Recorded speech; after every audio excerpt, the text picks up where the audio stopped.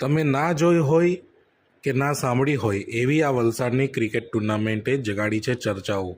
જે ટીમે જીતી તેને મળી છે દેશી મરઘી અને જે હારનાર ટીમ છે તેને મળ્યા દેશી 10 ઈંડાઓ.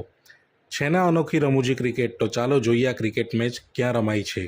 વલસાડ તાલુકાના ડુંગરી ખોડિયાર મંદિર ડુંગર ફળિયા ખાતે આ ક્રિકેટ ટુર્નામેન્ટનું આયોજન કરવામાં આવ્યું હતું. જે ટુર્નામેન્ટમાં કુલ 70 ટીમોએ ભાગ લીધો હતો. એક ટીમની અંદર માત્ર 3 જ ખેલાડીઓએ ભાગ લીધો હતો.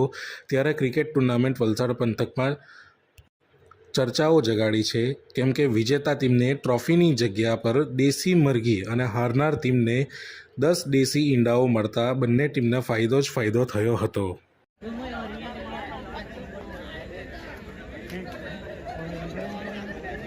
वाला के भाई ये एंट्री क्या